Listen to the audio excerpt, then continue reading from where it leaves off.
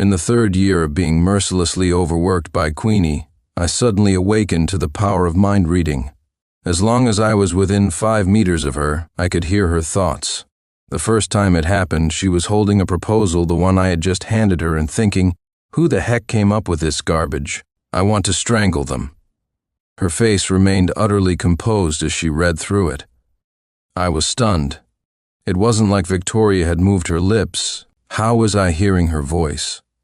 Just moments earlier, I had brought her a cup of coffee, which she had sipped before setting aside with a frown, thinking, ugh, disgusting. What is this? Pig swill?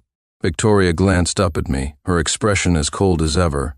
Her look made it clear. Why are you still standing here? Get back to work. Her thoughts perfectly aligned with her demeanor. She rolled her eyes and added in her head, what's he gawking at? Does he think I'm young, beautiful, and rich, so he has a shot with me? Handsome, sure, but such a big dumb oaf. I quickly averted my gaze, biting back a retort. Who are you calling a big dumb oaf? Exiting the office, I noticed that her voice disappeared from my mind as soon as I crossed the threshold. Did the ability have a range limit?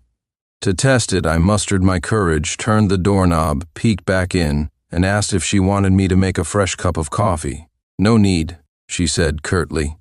But her thoughts told a different story. Just thinking about it makes me want to gag. I slunk out of the office, my ego bruised.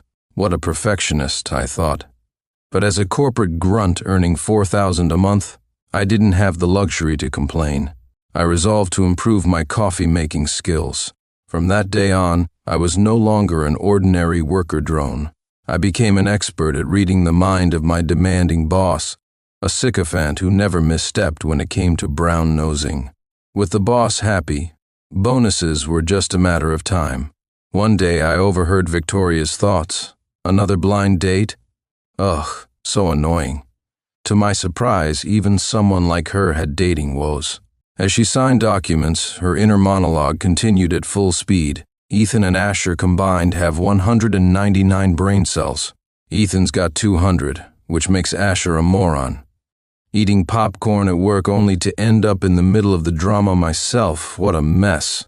I plastered a subservient smile on my face, silently chanting my mantra, for the paycheck, for the paycheck. Victoria's thoughts were a comedy show of their own. Ethan asked me where I want to eat. Should I play coy and ask him, or just decide myself? Forget it, we're not going anywhere anyway. I want French. Yeah, let's do French. I'll have Asher book a table. What's Asher doing now? Why's that big oaf grinning like an idiot? Weird. Wait, is that lipstick on his face? Is he having an office romance? He better not let me catch him. Victoria appeared so cold and aloof on the outside that no one would guess how chatty her inner world was. When she mentioned lipstick, I almost groaned aloud. She really needed glasses. I instinctively reached up to touch the mosquito bite on my face, but stopped myself just in time. Close call. While Victoria's lack of imagination would never lead her to suspect mind reading, my cautious nature wouldn't allow me to slip up. Victoria handed me the signed documents. I have plans tonight. Please make the arrangements, she said. Understood, I replied with a polite smile. Would you prefer a French restaurant for dinner? That's fine, she said indifferently, though her thoughts were more generous. Getting smarter, aren't we? Oh, woman, I mused inwardly. With my mind-reading powers, winning you over is just a matter of time. I pressed further. Does your date have any dietary restrictions? My heart skipped a beat as I nearly blurted Ethan's name. Victoria shot me a glance and replied, Ethan has no restrictions, just make the arrangements. But her thoughts betrayed her. What dietary restrictions? Who cares? It's not like we're going anywhere. I just want to go home and sleep. Can Asher turn into a woman and go on this date for me? Ugh, these evil capitalists. Not only do they exploit my body and soul during work hours, but they also make me do this nonsense after hours. I clenched my fists, suppressing the urge to slap her. Ultimately, I forced a smile and swallowed the insult. Who am I kidding? I'm just a cog in the machine, I thought, silently cursing her 100 times over. Victoria, meanwhile, discovered her own mind-reading abilities when I handed her that infamous cup of coffee. The moment she took a sip, her taste buds were assaulted. It was as if she'd left her desk to join pigs in a trough. She wanted to scream at me but restrained herself, waving me off instead. However, as I left the room, she suddenly heard my voice in her head. Was it really that bad? These evil capitalists. Startled, Victoria looked up, but I was already out the door. Yet my voice persisted. What's going on? Let me ask again. Just then I poked my head back in and asked, Vicky, would you like me to make you another cup of coffee?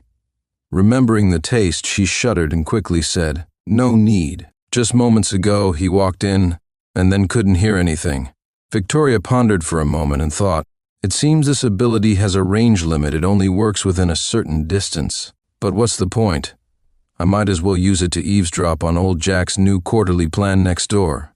A little while later, Victoria discovered just how wild Asher, who seemed so polite on the surface, was on the inside. She heard Sincere thinking, Let's check the boss's schedule, finish the work, and then slack off immediately.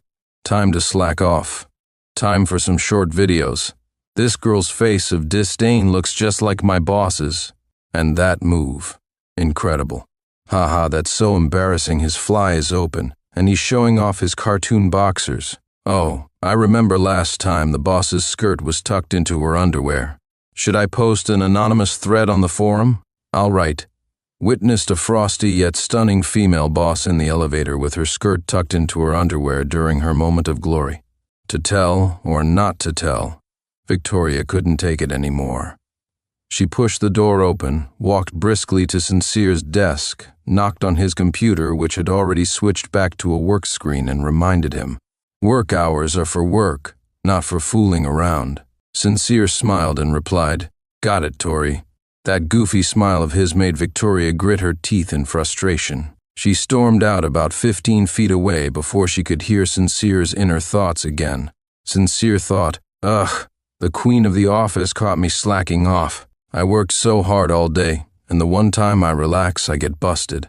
My life is tragic. Why is she so meddlesome? Is it possible she's hitting menopause this young?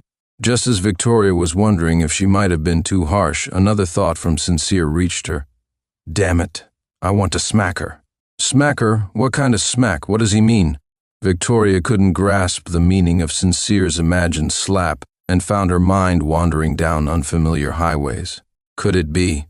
He's in love with me? She wondered, a strange sense of excitement bubbling up inside her. Of course I'm just that irresistible, she thought, but he's definitely not someone who can win me over easily. Victoria shook her head, bemused at the thought of how Sincere, who seemed so honest and straightforward, could harbor such lewd ideas. Clearing her throat to mask the slight smile tugging at her lips, she decided, I'll give him a chance to get closer to me, but no way am I letting him act recklessly. I'll think of an excuse to motivate him to approach me. Meanwhile, Sincere was having his own internal meltdown, getting caught slacking off by the boss while making fun of her. I should be the one cremated right now. I was so nervous earlier I didn't even hear what she was thinking. What if she docks my pay? My 8,000 monthly salary is already so low. Does she want me to take out loans just to keep working here? Deciding to take action, Sincere volunteered to deliver a colleague's proposal to Victoria's office. As he entered, he noticed her smiling faintly, but her thoughts betrayed her. Should I dock his pay to motivate him a little? Ugh, these greedy capitalists. Can't she motivate me with a bonus instead? Sincere thought, she wouldn't retaliate against me, would she? No, better not risk it. But if she does dock my pay, I swear I'll hang myself at the company gates just to spite her. Just then, Victoria's phone chimed. She glanced at it, frowning slightly. Old Jim called in sick. Why now, she thought. Old Jim was Victoria's driver. For Sincere, this was the perfect opportunity to prove his worth. Maintaining an outwardly calm demeanor, he pretended to casually bring it up during his next visit to her office. Vicky, would you like me to pick up Evan tonight? He offered. She replied, Yes, I'll go with you. Old Jim called in sick today. Sincere feigned mild surprise, all according to plan. Internally, he celebrated. Salary slave bonus points unlocked. I can already see my year-end bonus flashing before my eyes. As he returned to his desk, Victoria even lowered the blinds to observe him for a while. Wearing a flawless professional smile, Sincere met her gaze confidently while keeping his hands busy with work. "You think you'll catch me slacking off twice?" "Not a chance," he thought. When the clock hit quitting time, Sincere drove Victoria to pick up Ethan. Based on his carefully gathered intel, Ethan came from an influential family with a vast business empire. He was a renowned musician and philanthropist, known for his striking looks and impeccable manners apart from his terrible personality. Victoria, on the other hand, was undeniably beautiful but always carried an air of aloofness that kept people at bay. The two of them seemed like a perfect match, beauty and wealth combined. Sincere even thought they looked oddly compatible. Victoria, however, was unusually quiet. She leaned against the car window, gazing outside. The soft evening light outlined her delicate features, her lips slightly pursed, and the ends of her hair gleamed like strands of gold in the sunset. Sincere glanced at her through the rearview mirror, wondering what she was thinking. The quietness was unsettling. Ethan, ever the epitome of sophistication, exuded confidence as he stepped into the car. His tailored suit accentuated his extraordinary charm. He greeted Sincere with a polite smile before turning his attention to Victoria, engaging her in refined small talk. Victoria, however, responded with little enthusiasm. Her mind was elsewhere. Why is Sincere hesitating? Why hasn't he overtaken the car in front yet? Sincere sighed inwardly. After fulfilling my temporary duty as a driver and dropping the two of them off at their destination, I decided to find a place to kill some time before getting back to work. I randomly picked a restaurant, ordered a few dishes, and checked my phone. There was a message from my mom. "Sincere, when are you coming home? Why did you break up with Emma? She's such a great girl. You won't find another like her. You say she always expected you to spend money on her without giving back? Son, isn't it a man's duty to spend money on a woman? Mom is only trying to look out for you." Her lengthy messages kept coming, one after another, filled with values passed down from older generations. I didn't have the energy to argue back as it felt pointless. Listening to it only made me feel stifled. Frustrated, I didn't notice that the sweet drink I ordered from the menu was actually alcoholic. By the end of the meal, my head was spinning. Amidst my increasingly muddled thoughts, one thing stood out clearly. I had to drive Victoria home. Yes, I still needed to take her home. Staggering into the parking lot just as I was about to collapse, a pair of hands caught me. The scent of her perfume was intoxicating. "Sincere, why did you go drinking?" Victoria's reprimanding voice reached my ears. I couldn't tell if she was really speaking or if I was imagining it. She steadied me as I quickly apologized. "I'm sorry. Please don't dock my pay. I'll work harder." Victoria looked up at me, her usually cold eyes now soft and clear like autumn waters. "All right, I won't dock your pay," she said. Ethan, who had been standing nearby, offered, "How about I take you two home instead?" But Victoria declined. "No need. I'll call for a driver. You can head back first." With her help, I got into the car, my consciousness nearly fading. I blurted out whatever came to mind, completely letting go. As Victoria and Ethan reached the parking lot, they heard a familiar voice mumbling, "Drive Victoria home. Drive the capitalist home. Drive the big orange cat home. Drive the turtle home." Victoria looked around and sure enough, she spotted the drunken Sincere not far away, swaying unsteadily before nearly falling to the ground. She caught him just in time. Sincere stared straight at her, looking pitiful as he begged her not to deduct his salary. Victoria felt a small crack in her heart. From monthly bonuses to year-end rewards, she listened as Sincere rambled on, accusing her of exploitation. "It's oppression, the tyranny of an evil boss," he lamented. Victoria thought to herself, "How am I oppressing him?" She felt a bit aggrieved. Ethan crossed his arms and observed the two with an understanding look. Victoria was smart, beautiful, and a great catch. It was a shame she hadn't accepted his confession. Since that was the case, he wouldn't force it, but he did think it was time to be honest with his family about the situation. Meanwhile, Sincere had moved on from calling Victoria a tyrant to declaring his desire to transform into Ultraman. At last, Victoria managed to get his address out of him. At the stairwell, Sincere suddenly straightened up with surprising agility, saying, "I'm not so old I can't walk on my own. I don't need your help. Commoners, stand back, back, back, back." Victoria couldn't help but smile wryly. All right, then you go ahead. I won't help." She followed behind him, watching as he opened the door and stumbled into his apartment. Standing outside, she could hear his drowsy musings through the door. "So sleepy. Did I drive that Victoria home? Ah, forget it. Sleep first." Victoria chuckled softly and whispered, "Good night." Just as she turned to leave, the door swung open and Sincere tumbled out. "Victoria, come in," he said. My head was spinning as I poured water, vaguely hearing my boss's voice. "Oh, right. I still need to drive Victoria home.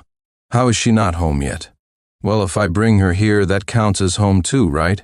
Opening the door, I found Victoria standing outside, looking at me with an expression I couldn't quite describe. Why did she seem taller than me now? Her legs looked longer, and her face was as stunning as ever. I shifted slightly and realized I was sprawled on the floor. "Sincere, don't drink so much next time." Victoria sighed as she struggled to help me up.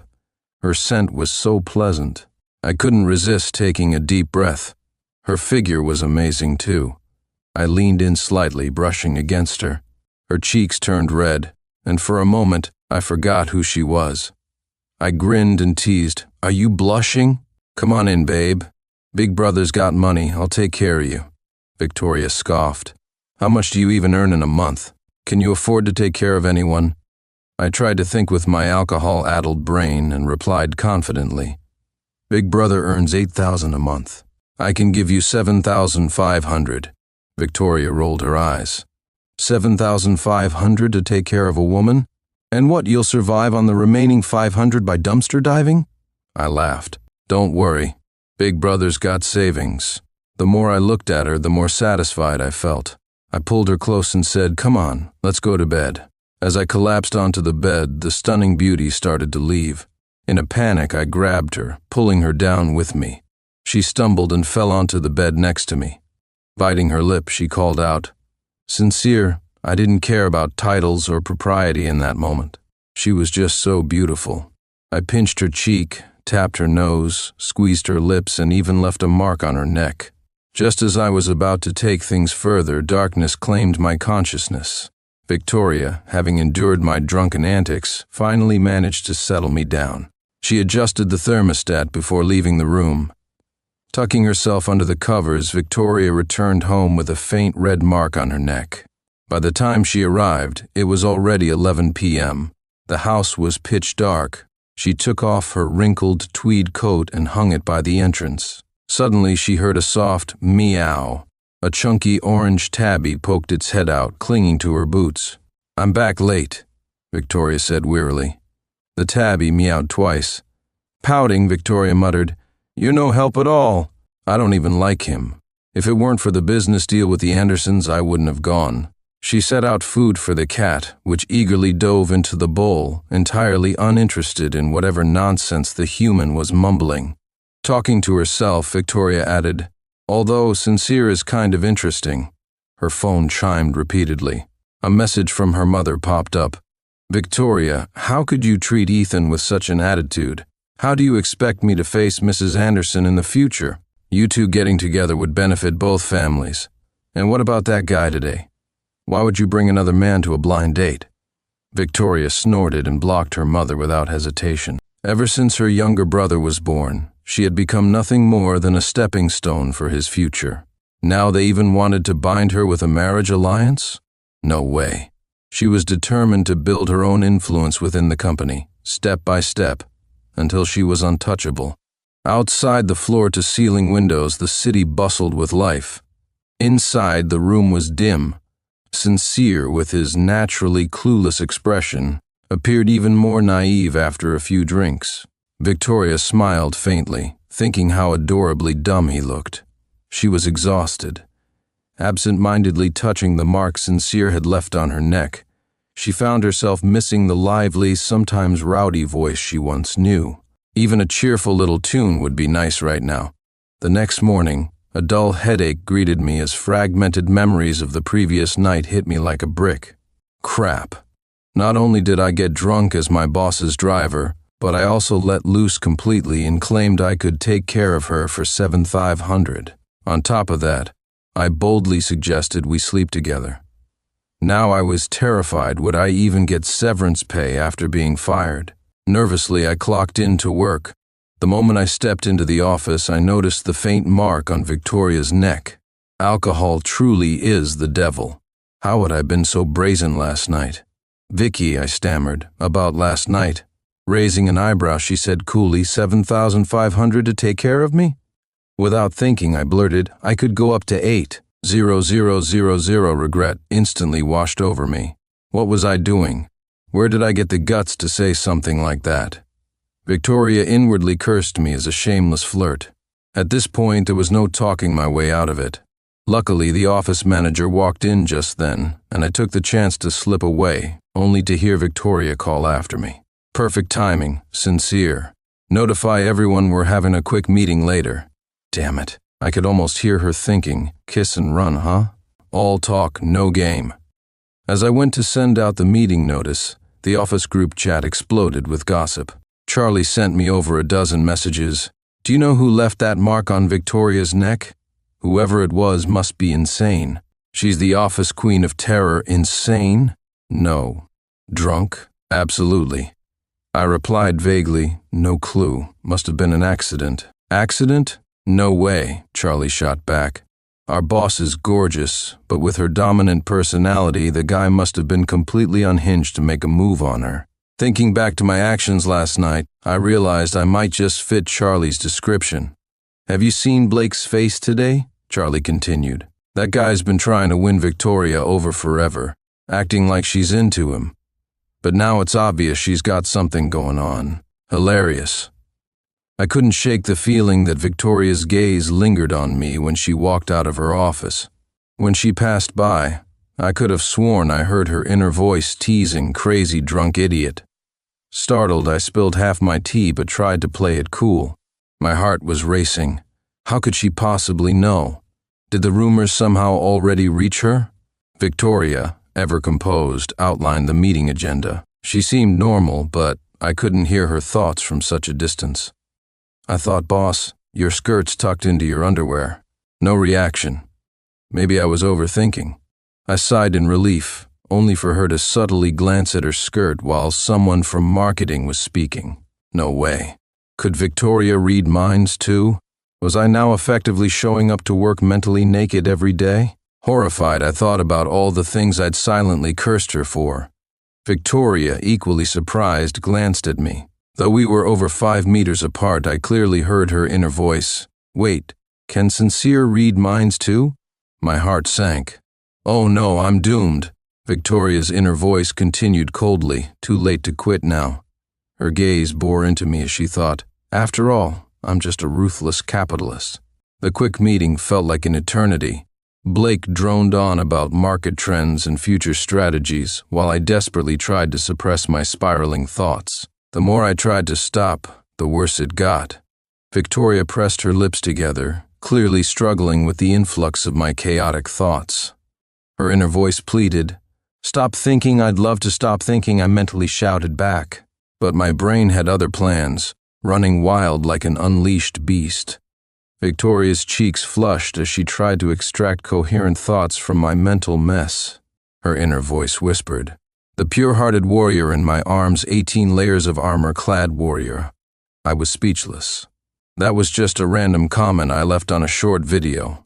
Is there a bigger hole I can crawl into? She kept reading my thoughts. "Victoria's long legs, huh?" I was mortified. "Master, please stop. I get it. I was wrong." Stop thinking, I silently pleaded with my brain. But it was useless. Even the slightly risque story I read 3 months ago was now being replayed word for word in my mind. Victoria fell silent for a moment and then mused, "Sincere, I guess I still don't know you well enough." Ever since Victoria and I developed this two-way mind-reading ability, the distance restriction disappeared. Now, Victoria could command me with just a thought. Poor me, the corporate slave. Even my mind was entirely at my boss's mercy. At lunch, a colleague decided to treat everyone to cupcakes. As I passed by, she handed me one too. Someone teased, "Hey, Ivy, why does the one you gave Sincere look different from ours?" I glanced at the matcha cupcake in my hand. Everyone else's cupcakes were clearly all different flavors too. Ivy's cheeks turned a deep shade of pink. She tucked a strand of hair behind her ear, pursed her lips, and said nothing. Her soft, almond-shaped eyes glistened. This was awkward. She ordered one for everyone, but if I returned mine, that would make me look overly self-important. I was caught in a dilemma. "Girl, you've only been here for 2 days. You probably haven't read the employee handbook thoroughly yet. Office romances can get you kicked out by Victoria in no time," someone joked. "Sincere, come to my office. Speak of the devil."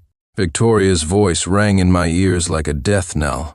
I turned around to see her standing at the doorway of her office, exuding an unmistakable air of displeasure. Victoria pointed at a half-wilted potted plant on her desk and ordered, "Water this plant." "You called me over just for this?" I asked. Besides, didn't she usually water that poor plant with leftover coffee? Her internal voice retorted, "Got a problem with that? Now get to it." Under the circumstances, I had no choice but to comply. "Right away, boss." Ah, the indignities of life under a tyrant. Victoria's soft chuckle echoed in my mind. I had to admit her voice did have a commanding allure. Later in the day it began to pour. I was about to open my umbrella and head home when Ivy approached me. "Sincere, I didn't bring an umbrella. Could you walk me to the subway station?" she asked, her face lighting up with an innocent smile. Before I could respond, a thought interrupted. "What are you looking at?" I turned to see a car pulling up in front of me. The window rolled down, revealing Victoria's annoyed face. "Get in," she ordered. I hesitated for a moment, but quickly opened the door and got in. Ivy seemed ready to follow, but Victoria swiftly locked the car doors. "I'll lend you my umbrella," Victoria said to Ivy, her tone calm but firm. "After all, we're not heading in the same direction." I was dumbfounded. "Don't we live in the same apartment complex? Didn't the company arrange our leases? How are we not going the same way?" Victoria shot me a sharp glance. I pretended to admire the scenery. Wow, this car door handle is really well designed, I thought to myself. Ivy pouted and waved goodbye.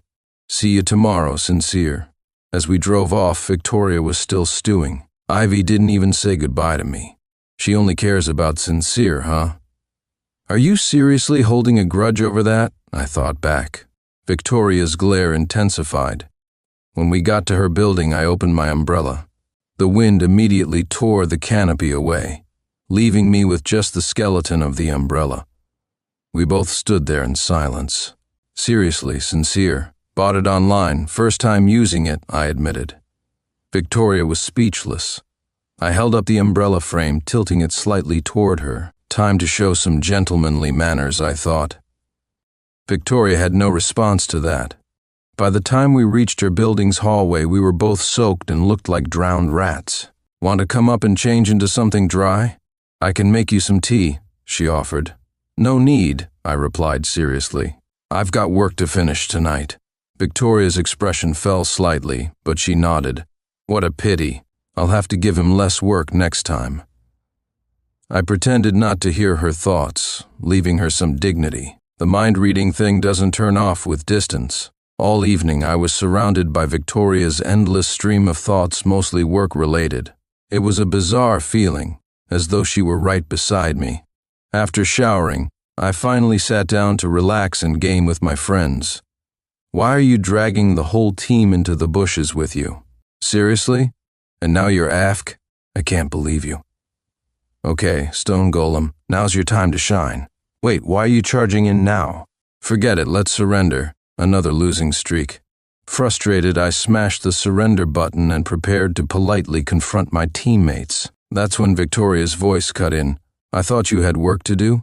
I froze, then furiously thought, "Damn capitalist overlord, can't you let me rest even at home?" The next moment, I opened a new browser tab and started reading labor laws. Victoria's voice came back. All right, I get it. Stop reciting them." "You don't want to work? Fine, but I still have to. Seeing the time, I decided to call it a night and go to bed early. No point in letting my inner monologue disturb my boss's work. Good night, world. Finally, silence. I was on the verge of falling asleep when I vaguely heard a soft, good night. The next morning, my boss, who had been caught in the rain, fell ill. She murmured weakly, "Sincere, could you bring me some medicine?" Her voice was soft, even a little seductive. "What kind of medicine?" I replied, but there was no answer. Having no choice, I went to the pharmacy and picked up some common medications. Arriving at Victoria's house, I rang the doorbell several times, but no one responded. Could she have passed out? I tried the password Victoria had once given me when she asked me to pick something up for her. The door clicked open. An orange tabby cat darted past in the living room, eyeing me curiously. Victoria's cheeks were unnaturally flushed. I heard the sound of the door opening, and her eyelashes fluttered slightly. She half opened her eyes, saw it was me, and then fell back asleep. It was the first time I had ever seen Victoria so vulnerable. Stripped of her usual commanding presence as a ruthless capitalist, she looked like a sleeping beauty, fragile, even endearing. I asked softly, "Do you need to go to the hospital?" She muttered, no. Luckily, I could tell from her tone what she meant. She was so feverish she was barely coherent. Not going to the hospital was out of the question. I decided to take matters into my own hands. Bending down to lift her into a princess carry, I lost my footing, and we both tumbled onto the bed. Victoria opened her eyes, looking at me with a mix of irritation and exhaustion. "Call Dr. James," she muttered.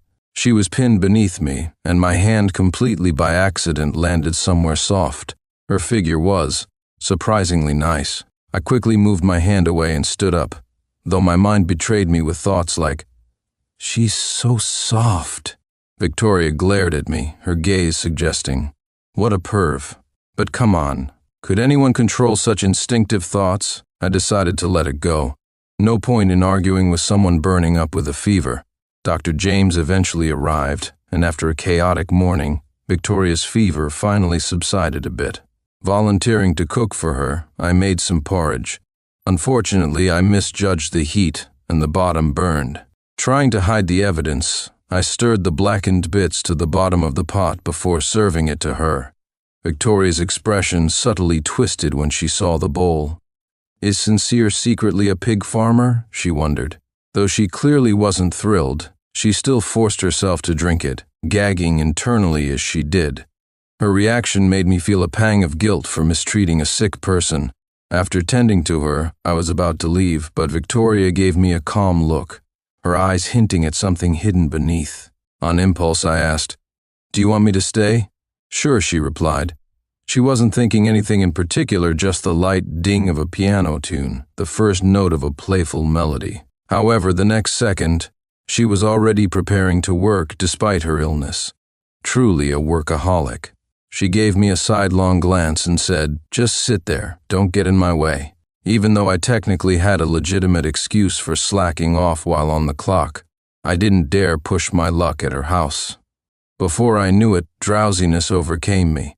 When I came to, it was already dusk, and rain was pouring outside. At some point, Victoria had fallen asleep on my shoulder. A thin blanket covered both of us.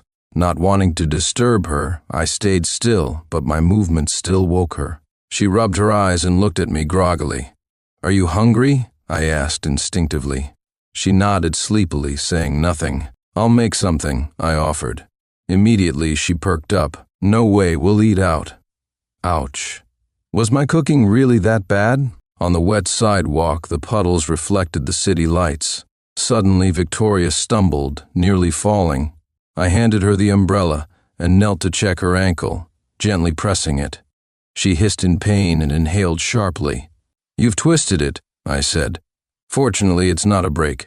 Victoria's expression was focused, her long lashes casting shadows over her cheeks. Her straight nose and rosy lips stood out in the soft, dim light. Though I couldn't see it from this angle, my mind wandered to the slight opening of her neckline and where it might lead. The world went silent for a moment. My heart raced. Then I realized Victoria had been watching me for a while. Her gaze seemed to say, "What are you thinking? Are you mesmerized by me?" She narrowed her eyes, a soft smile playing at her lips. I rarely saw her this expressive. It made my heart race, and I was glad the evening light was dim enough to hide my face. Bending down, I motioned for her to climb onto my back. She hesitated for a moment but eventually complied, leaning against me. This time I managed not to drop her. Rain dripped steadily from the edge of the umbrella. Victoria had changed her perfume. It was a faint jasmine scent today. She's lighter than I thought, I mused. What's that supposed to mean? She retorted. Do I look heavy? You don't look heavy, I replied. With no other choice, I carried her back the way we came. Even then, she stubbornly refused to let me cook, insisting on making the meal herself despite her injury. The sound of her grumbling mixed with the sizzle of oil in the pan. I'm allergic to seafood, and I don't eat beans, she said. Wasn't that what she mentioned during the team dinner when we all discussed our food preferences? How did she remember that so clearly? I let my imagination run wild. Could it be that the beautiful CEO has a crush on me? I quickly dismissed the thought. What a ridiculous daydream. A corporate drone like me, out of the question. Then, as if on cue, Victoria thought, yes, I do have a crush on you. I was dumbfounded. What on earth had I just heard? My ability to read minds must be malfunctioning. It's not malfunctioning, she said aloud. I was speechless. But the employee handbook says no office romances, I stammered. I'm the boss. That rule doesn't apply to me, she replied confidently. Only the government is allowed to set fires, while the people can't even light lanterns. Classic capitalist hypocrisy. Victoria rolled her eyes and said, So who else are you thinking of having an office romance with? I could help set you up. I thought bitterly to myself, I want to have a passionate romance with a detestable capitalist. Victoria's face turned red. I continued musing, right now I feel like giving that detestable capitalist a fierce kiss. As I thought about it, Victoria stood on her tiptoes and leaned in. Amid the sound of our pounding hearts came her soft confession. I like you.